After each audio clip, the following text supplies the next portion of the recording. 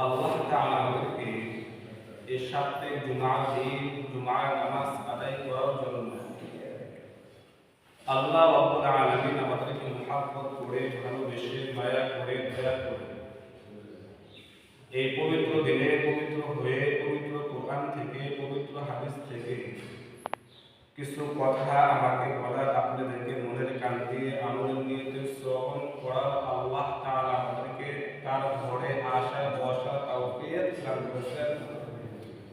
এই জন্য আল্লাহ তাআলার দরবারে নিয়ামত শুকর, কালিমাত শুকর জবান উচ্চ আওয়াজ দিয়ে আমরা সকলেই পড়ি আলহামদুলিল্লাহ।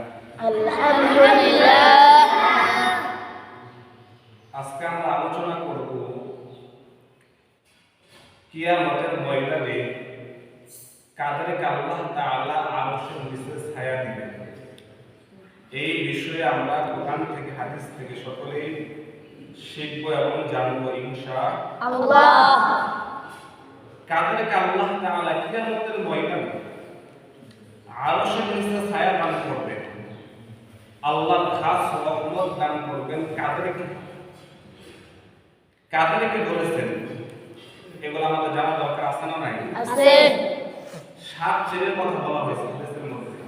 7 শ্রেণীর ব্যক্তিদেরকে আল্লাহ তাআলা কিয়ামতের ময়দানে আরশের ছায়া দান করবেন। সুবহানাল্লাহ। দেখুন তো 7 শ্রেণীর মধ্যে আমি আছি কিনা, ওই 7 শ্রেণীর মধ্যে আমরা আছি কিনা একটু চিন্তা করা দরকার, আমাদের মেলানো দরকার। 1 নাম্বার কারা? আল ইমামুল আদিল। কাদের কথা বলা হয়েছে? আল ইমামুল আদিল, ন্যায় বিচারক বাদশা, যারা ন্যায় বিচার করে, যাদেরকে আল্লাহ তাআলা ক্ষমতা দিয়েছে বিচার করার জন্য। এরকম লোক আছে না নাই? আছে। সবাই কি বিচার করে? সবাই কিন্তু বিচার করে না। দুই একজন লোককে আল্লাহ ক্ষমতা দিয়েছেন বিচার করার জন্য, ইনসাফ কায়েম করার জন্য। যেমন ফ্যামিলির মধ্যে, একটা ফ্যামিলির মধ্যে ছেলে সন্তান 2 জন, মেয়ে সন্তান 2 জন, কথা ধরে এই ফ্যামিলির মধ্যে ইমামুল আদিলকে, ন্যায় বিচারক বাদশাকে, ন্যায় বিচারককে, ওই ফ্যামিলির মধ্যে 2টা ছেলে সন্তান, 2টা মেয়ে সন্তানের ন্যায় বিচারক হচ্ছে পিতা এবং মাতা, মা এবং বাবা। ঠিক কি না?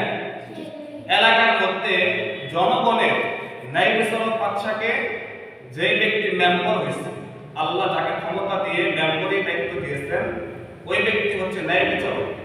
কিন্তু ওনাকে আল্লাহ তাআলা ন্যায় বিচারক হিসেবে দায়িত্ব দিয়েছেন। উনি ন্যায় বিচার করতেছে কি না করতেছে এটা ওনার ব্যাপার, কিন্তু আল্লাহ ওনাকে ক্ষমতা দিয়েছেন। ঠিক কি না? ঠিক। এরকম ভাবে ন্যায় বিচারক বাদশা যারা, তাদেরকে আল্লাহ তাআলা কিয়ামতের ময়দানে আরশের নিচে ছায়া দান করবেন। সুবহানাল্লাহ। ন্যায় বিচারকদেরকে আল্লাহ তাআলা এত বড় পুরস্কার দিবেন। এটা কি ছোট একটা পুরস্কার? বিশাল পুরস্কার। এটা অত্যন্ত কিয়ামতের ময়দানে সবচেয়ে দামি পুরস্কার হচ্ছে আরশের নিচে ছায়া পাওয়া। যে ব্যক্তিকে আরশের নিচে ছায়া দান করবেন, ওই ব্যক্তিকে আল্লাহ তাআলা 4টি দায়িত্ব দিবেন। কয়টি দায়িত্ব দিবেন? 4টি দায়িত্ব দিবেন, যে তুমি অবশ্যই তুমি 4টি দায়িত্ব পালন করতেই হবে। তুমি যদি এই 4টি দায়িত্ব পালন করতে পারো, আমি আল্লাহর কাছে তোমার জন্য পুরস্কার আছে। সুবহানাল্লাহ। আল্লাযীনা ইম্মাকান্নাহুম ফিল আরদি আকামুস সালাতা। যে ব্যক্তি বিচারক, এলাকাকে শাসন করে, এলাকার মুরব্বী, এলাকার গডফাদার, মানে এলাকার মাতবর, ওই ব্যক্তিকে আল্লাহ কি বলেন? আকামুস সালাতা। তুমি নামাজ কায়েম করবা, সালাত কায়েম করবা। দেখছেন নি? আমার কথায় 10 জন লোক উঠতেছে, বসতেছে, ডান দিকে যাইতেছে, বাম দিকে যাইতেছে। আমার কথায় অনেক মানুষ একসঙ্গে জমা হইতেছে। আমি যা বলি তারা তাই মানতেছে, আমি যা বলি তারা তাই আমার কথা শ্রবণ করতেছে, সবকিছু মানতেছে। কিন্তু আমাকে যে আল্লাহ একটা দায়িত্ব দিচ্ছে, আমাকে যে আল্লাহ ক্ষমতা দিচ্ছে, ইমামুল আদিল, আমাকে আল্লাহ তাআলা বিচারক বানাইছে, তাহলে দায়িত্ব আমার কি? আকামুস সালাত। আল্লাহ বলেন, বান্দা তুমি অবশ্যই নামাজ পড়বা, নামাজ কায়েম করবা। 2 নাম্বার, আকামুস সালাত ওয়া আতুজ যাকাত। আমি যে সম্পদ তোমাকে দিয়েছি আমি যে টাকা পয়সা তোমাকে দিয়েছি এই টাকা থেকে সম্পদ থেকে তুমি যাকাত আদায় করবা এবং তুমি মাঝে মাঝে সদকা করবা। 3 নম্বর হচ্ছে ওয়া আমারু বিল মারুফ, তুমি এলাকার মধ্যে সৎ কাজের আদেশ করবা। যে জায়গায় সৎ কাজ করতে হয় ওই জায়গায় সৎ কাজ করবা। যে জিনিসটা সঠিক ওই জিনিসের পক্ষে কথা বলবা। যে জায়গায় নেক আমল করা হয় ওই জায়গাকে মহব্বত করবা। যে জায়গায় আমাকে রুকু করা হয় আমাকে সিজদা করা হয় যে জায়গায় গিয়ে আমার বান্দাগুলো আমাকে ডাকে তুমি ওই জায়গাকে মহব্বত করবা।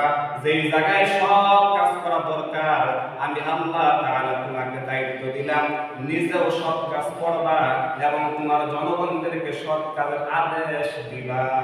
ঠিক না বেটি? ঠিক। কয় নম্বর দায়িত্ব চলতেছে? 3 নম্বর ওয়ানাহু আনিল মুনকার, এবং তুমি অসৎ কাজের নিষেধ করবা। নিজে তো অন্যায় কাজ করবাই না এবং তোমার জনগণ তোমার ছেলে মেয়ে তুমি যে অধীনস্থের তোমার আমি যেই জায়গায় ক্ষমতা দিয়েছি তুমি ওই জায়গাটা এমন ভাবে রাখবা যেন কোনো বান্দা কোনো বান্দি কোনো অপরাধ করতে পারে না। এরকম ভাবে 4টি দায়িত্ব যদি গ্রহণ করে সে জীবন যাপন করতে পারে আল্লাহ তাআলা তাকে অনেকগুলো পুরস্কার দেন। এর মধ্যে একটা পুরস্কার আল্লাহ তাআলা কিয়ামতের ময়দানে তাকে আরশের নিচে ছায়া দান করবেন। সুবহানাল্লাহ। সুবহানাল্লাহ। পুরস্কার আল্লাহ তাআলা তাকে জান্নাত নসিব করবেন। সুবহানাল্লাহ। পুরস্কার আল্লাহ তাআলা তাকে এমন একটা চেয়ারের মধ্যে বসাবেন কিয়ামতের ময়দানে মানুষ দেখলেই বুঝবে তারা দায়িত্ব পালন করেছে, তারা ইনসাফ বিচার করত, তারা সমাজের মধ্যে সবার সঙ্গে ভালো আচরণ করত। আল্লাহ তাদেরকে ক্ষমতা দিয়েছিল, ওই ক্ষমতা দিয়ে সমাজটাকে ঠিক রাখছে এবং মাদ্রাসা মসজিদকে মহব্বত করত, এলাকার সকল গরিব গরিবদেরকে আদর মহব্বত করত। বিদায় আল্লাহ তাআলা তাদের কাছে সম্মান দিয়েছেন। বলেন সুবহানাল্লাহ। সুবহানাল্লাহ। 1 নম্বর চেঞ্জ চলে গেল। 2 নম্বর হচ্ছে কারণ। 2 নম্বর বলা হয় ওয়াশাবুন নাশা ফি ইবাদাতি রাব্বি, ওয়াশাবুন নাশা ফি ইবাদাতি রাব্বি, যারা যৌবনকালে আল্লাহ তাআলার ইবাদত করত। যৌবনকালে যারা আল্লাহর ইবাদত করতে খুব কম। যৌবনকালে আল্লাহর ইবাদত করতে মনে চাই না, যৌবনকালে নামাজ পড়তে মনে চাই না, যৌবনকালে কোরআন তেলাওয়াত করতে মনে চাই না, যৌবনকালে আল্লাহর নামে নামে জিকির করতে মনে চাই না, যৌবনকালে দাঁড়িয়ে রাখতে মনে চাই না, যৌবনকালে হালাল খাইতে মনে চাই না, যৌবনকালে হাতের দ্বারা গুনাহ থেকে বিরত থাকতে মনে চাই না, জবান দ্বারা গুনাহ থেকে বিরত থাকতে মনে চাই না। যৌবনকালে নিজের ক্ষমতাগিরি বাড়ায়া দেয়। অথচ আল্লাহ তাআলা বলেন আমি তোমাদেরকে যৌবনকালে বেশি বেশি ইবাদত করার জন্য বলেছি। আল্লাহ বলেছেন, নবীও বলেছেন যে যৌবনকালটা বেশি বেশি তোমরা ইবাদত করো। বলেন তো আল্লাহ তাআলা আমাদেরকে কেন পাঠাইছেন দুনিয়ার মধ্যে? ইবাদত করার জন্য। বলেন কেন পাঠাইছেন? ইবাদত করার জন্য। ওয়া মা খালাকাতুল জিন্না ওয়াল ইনসা ইল্লা লিয়াবুদুন। আল্লাহ তাআলা ইনসান জাতি এবং জিন জাতিকে সৃষ্টি করেছেন একমাত্র কেবলমাত্র শুধুমাত্র আল্লাহর গোলামি করার জন্য, আল্লাহর ইবাদত করার জন্য। কিন্তু আমরা কি করি? আল্লাহর ইবাদত করি না। যৌবনকালটা আমরা এমন ভাবে নষ্ট করেছি যে যৌবনকালটাকে আমরা মূল্যায়ন করেছি। অথচ যৌবনকালে ইবাদত করার কারণে আল্লাহ তাআলা কাল কিয়ামতের ময়দানে কি করবেন? যৌবনকালে যে ব্যক্তিগুলো ইবাদত করত, যৌবনকালে যে ব্যক্তিগুলো নামাজ পড়তো, যৌবনকালে যে ব্যক্তিগুলো কোরআন তেলাওয়াত করত, যৌবনকালে যে ব্যক্তিগুলো আল্লাহ তাআলার নামে নামে জিকির করত, যৌবনকালে যারা বেশি বেশি মায়ের খেদমত করত, বাবার খেদমত করত, বেশি বেশি নেক আমল করত, তাদের জন্য কিয়ামতের ময়দানে পুরস্কার আছে না নাই? বলেন আছে না নাই? তারা কিয়ামতের ময়দানে কিসের ছায়া পাবেন? আরশের ছায়া পাবেন। সুবহানাল্লাহ। হে আল্লাহ আমাদের সকলকে কিয়ামতের ময়দানে আরশের ছায়া দান করে। সকল বলেন আমিন। আমিন। আর একটু বলেন আমিন। আমিন। 9 নম্বর চলে গেল, 2 নম্বর চলে গেল। এবার আসেন 3 নম্বর। ওয়ারাজুলুন কলবুহু মুহাল্লাকুন ফিল মাসাজিদ। 3 নম্বর কারা? 3 নম্বর হচ্ছে তারা যারা সব সময় মসজিদের সঙ্গে তাদের কল লাগানো থাকে, মসজিদের সঙ্গে তাদের দিল অন্তর মসজিদের সঙ্গে ফিট করা থাকে। বলে হুজুর এটা কিভাবে সম্ভব? আমার শরীর তো আমার শরীরের সঙ্গে তো আমার কল লাগানো, আমার শরীরের সঙ্গে তো আমার দিল লাগানো।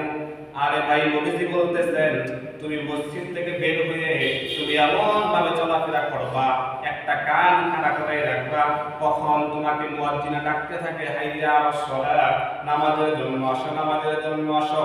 এরকম ভাবে যখন তুমি নামাজের কথা শুনবা, নামাজের কথা শুনতে দেরি, তুমি আল্লাহ তাআলার ঘরে মসজিদে আসতে দেরি করবা না।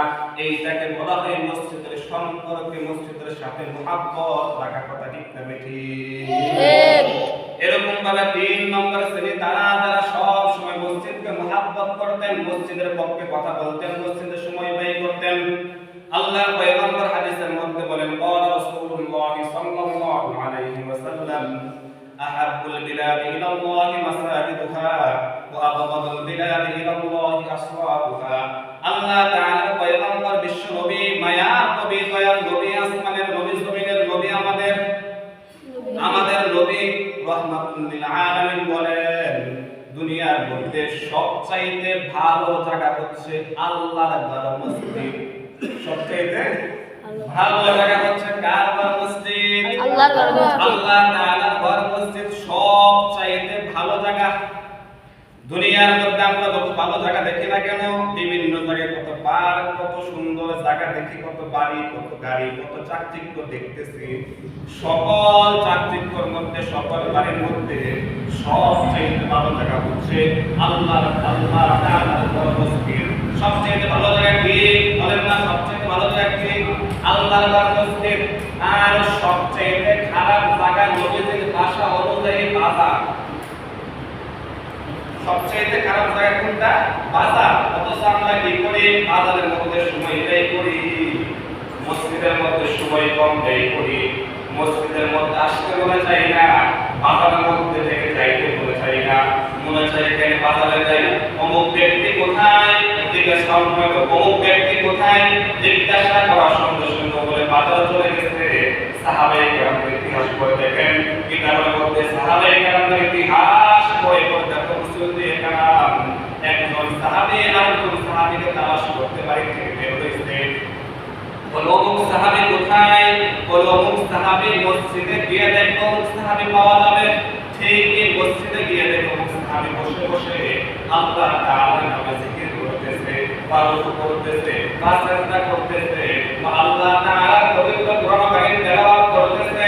আর আমরা যদি জিজ্ঞাসা করি অমুক মুরল কোথায়, অমুক মুরব্বি কোথায়, অমুক ভাই কোথায়, অমুক চাচা কোথায়, অমুক মাস্টার কোথায়, অমুক চেয়ারম্যান কোথায়, অমুক মেম্বার কোথায়, অমুক এমপি কোথায়, অমুক মন্ত্রী কোথায়, অমুক হুজুর কোথায়, অমুক মুসল্লি কোথায়, অমুক মুয়াজ্জিন কোথায়, জিজ্ঞাসা করার সঙ্গে সঙ্গে বলে কি বাজারে গিয়ে অমুক রাষ্ট্রে দেখো বসে আছে, আমি দেখে আসলাম।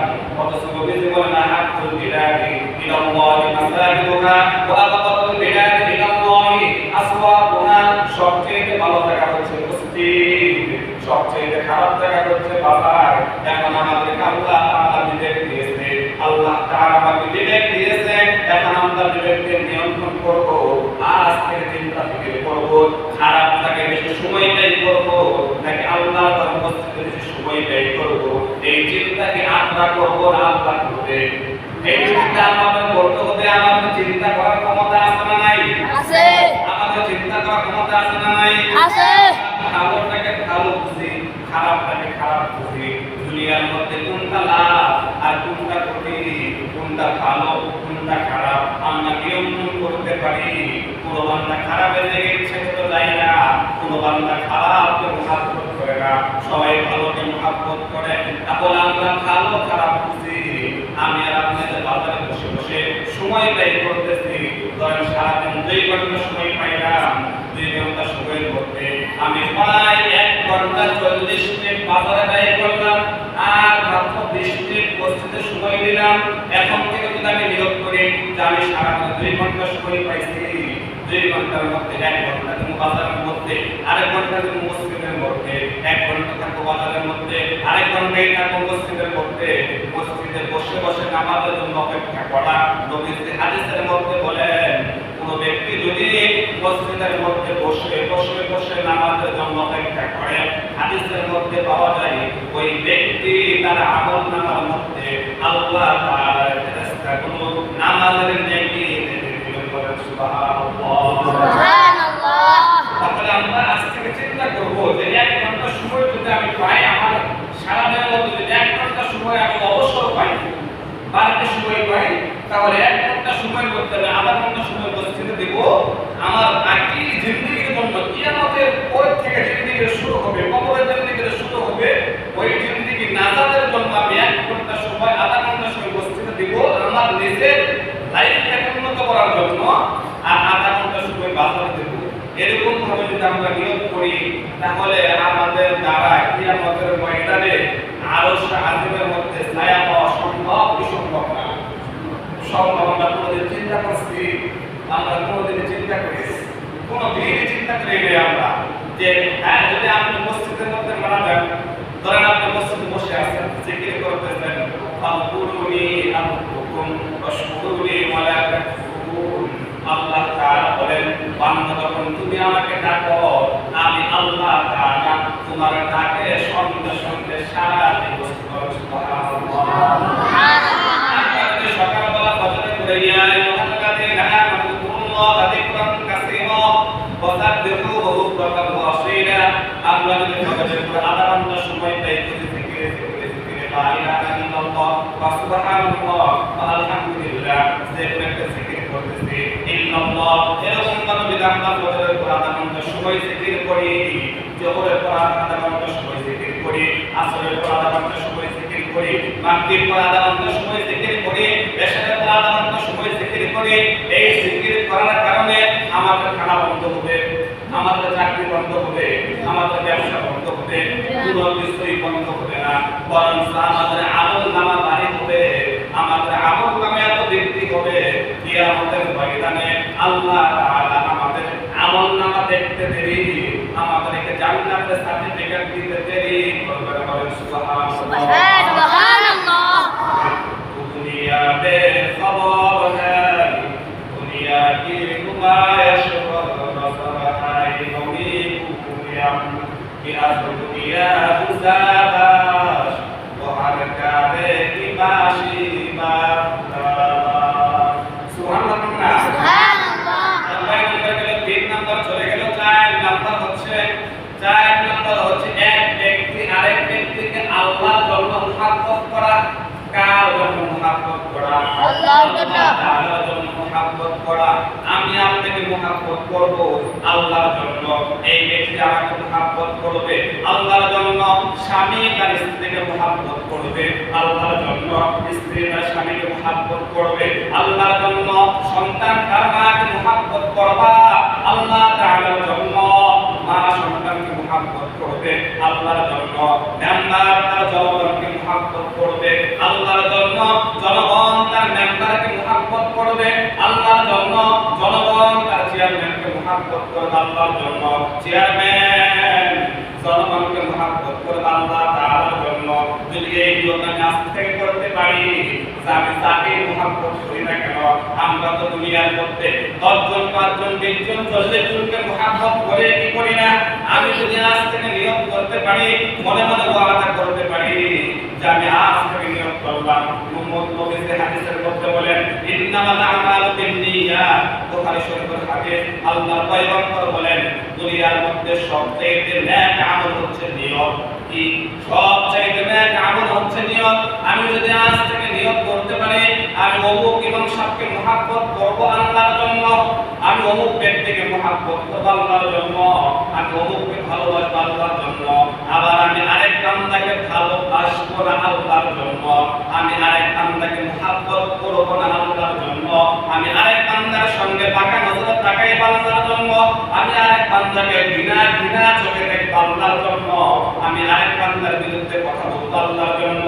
এরকম ভাবে কোনো ব্যক্তি যদি আল্লাহর জন্য ভালোবাসা দিয়ে আল্লাহর জন্য আরেক ব্যক্তিকে মুহাব্বত করতে পারো, মদিনাওয়ালা নবী বলতেছেন কিয়ামতের ময়দানে এই দুই শ্রেণীর ব্যক্তিকে আল্লাহ তাআলা আরশের নিচে ছায়া দান করবেন। বলেন সুবহানাল্লাহ। সুবহানাল্লাহ। আল্লাহ তাআলা পয়গম্বরের সাহাবী হযরত আলী রাদিয়াল্লাহু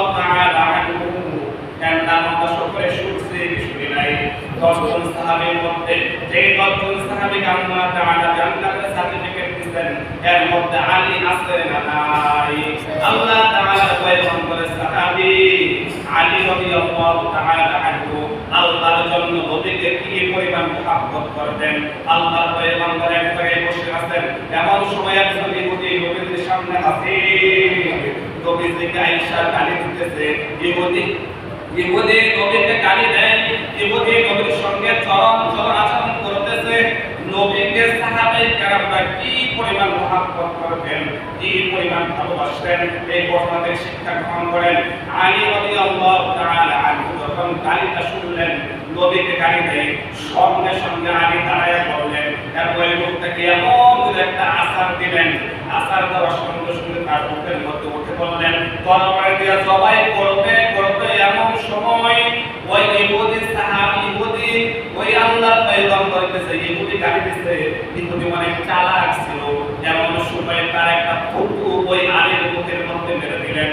থুতু ছিলেন কি আমরা যে বলি স্যাপ, এই স্যাপটা আলীর মুখের মধ্যে মেরে দিলেন।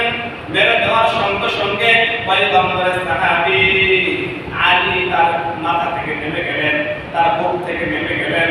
অন্যান্য সাহাবায়ে কেরাম জিজ্ঞাসা করলেন, ও সাহাবী আলী, তুমি তো ওই ব্যক্তিকে জবাই করার জন্য, হত্যা করার জন্য তরবারি চালাইবা এমন সময় তুমি কেন নামলা?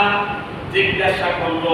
আলী বলতেছেন, আমি যখন তাকে জবাই করার জন্য তার উপরে উঠলাম, তখন আমি আল্লাহর মহব্বতে নবীকে ভালোবাসতাম, আর নবীকে গালি দিতে আমি সহ্য করতে পারি নাই। এই জন্য তাকে জবাই করার জন্য, তাকে হত্যা করার জন্য তার উপরে চলে পড়ছি। যখন সে আমাকে থুতু দিল, থুতু দেওয়ার সঙ্গে সঙ্গে আমার রাগটা অনেক বেড়ে গিয়েছে। মনে চাই তাকে জবাই করে ফেলে, মনে চাই তাকে শেষ করে দেই, কিন্তু আমি নাকটাকে নিয়ন্ত্রণ করছি। কেন? আমি জুলুম করা যাবে না, আল্লাহ তাআলা আমাকে জুলুম করার অধিকার দেয় নাই।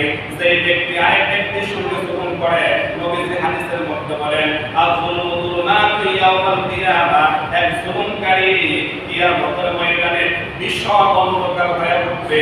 আমি হাদিস জানি, অতএব আমার বিরুদ্ধে আমাকে যখন আমার মুখে করতে যখন স্যার নিক্ষেপ করতে, তখন আমি তাকে ছেড়ে দিলাম।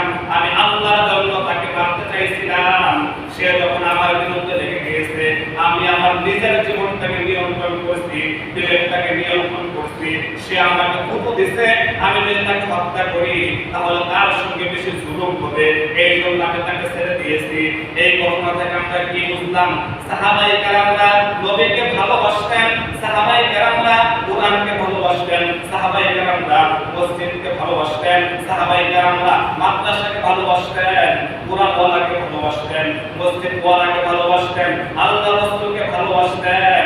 একমাত্র আল্লাহর জন্য সাহাবায়ে কেরামরা একজন সাহাবী আরেকজন সাহাবীকে যখন গালি দিত বা হইতো, তখন তাকে কি করতেন? মাফ করে দিতেন। আর আমরা কি করি?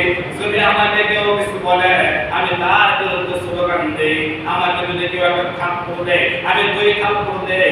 এটা তো নবীজি আমাদেরকে শিক্ষা দেয় নাই, এটা তো সাহাবায়ে কেরাম আমাদেরকে শিক্ষা দেয় নাই, এটা তো তাবেঈন আমাদেরকে শিক্ষা দেয় নাই, এটা তো তাবেঈন আমাদেরকে শিক্ষা দেয় নাই, এটা তো উলামায়ে কেরাম আমাদেরকে শিক্ষা দেয় নাই।